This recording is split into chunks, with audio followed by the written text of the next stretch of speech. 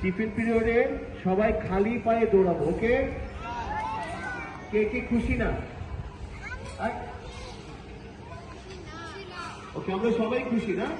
খালি পায়ে হাঁটবে, প্রথম দিন খালি পায়ে দৌড়াবো, তখন একটু কষ্ট হবে, কিন্তু পরের দিক থেকে আরাম লাগবে, দেখবো অনেক মজা লাগবে। আচ্ছা, আমি শেষ করি, তোমাদের অনেক কষ্ট হচ্ছে, এই কষ্টটা একটু ইচ্ছে করে দেওয়া হয়েছে যাতে আমরা বুঝি যে আমাদের সাথে অনেক লোক আছে, বাসায় আছে না, কাজ করে, অনেকে বাগানে কাজ করে, সবাই কিন্তু প্রত্যেকের সম্মান আছে, ঠিক আছে?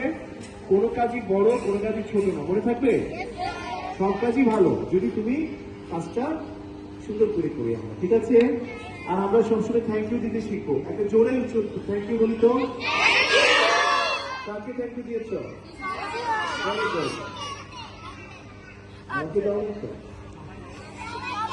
ওকে, সবাইকে। এই যে যারা তোমাদের সামনে আছে ওনারা দেখো কত কষ্ট করে তোমাদেরকে শিখায়, তাই না?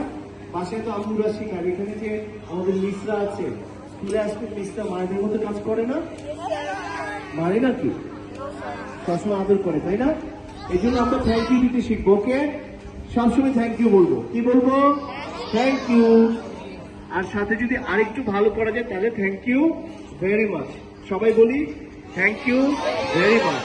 আর আজকে আমরা একটু রোদ্রে কষ্ট হয়েছে, আমরা মনে রাখবো যে প্রতিদিন এরকম আমাদের আমাদের জন্য কষ্ট করে, এই জন্য আমরা তাদের কাজটা কিছু সহজ করে দিব। সেই সহজ করবো কিভাবে? আমরা ক্লাসে আরো বেশি বেশি ময়লা ফেলবো, এভাবে না?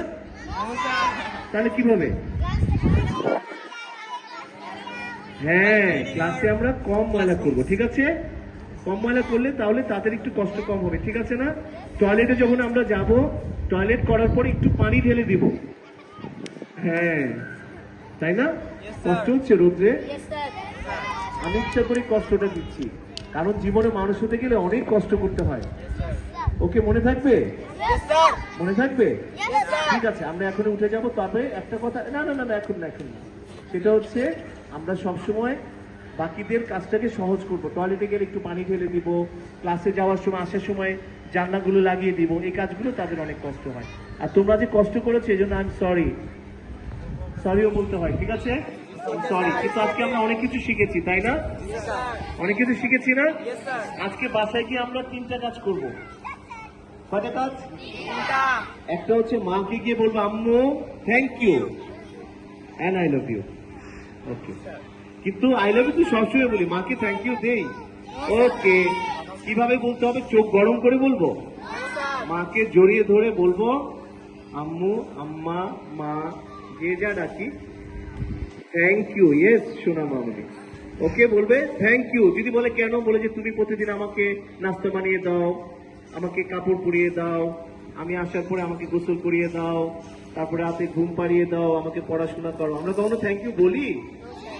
আজকে আমরা কি বলবো? আরেকটা থ্যাংক ইউ কাকে বলবো?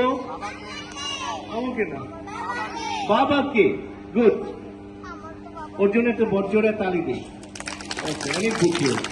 আজকে আমরা গিয়ে বাবাকে কি করবো? সবাই থ্যাংক ইউ দিব। কেন? বাবা তো কোনো কাজই করে না।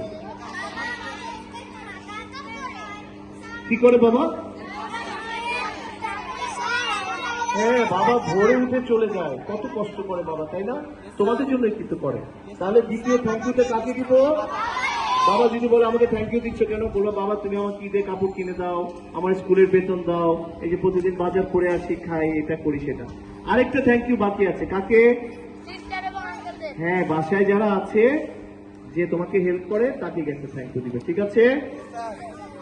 ওকে, আজকে আমাদের এইটুকুই। তোমাদের সবাইকে ঈদের আগে আগে অগ্রিম শুভেচ্ছা।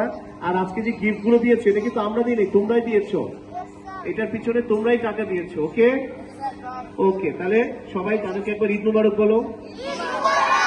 ওকে, আর এখান থেকে আমরা সবাই উঠে একটা দৌড় দিব। 1 2 3।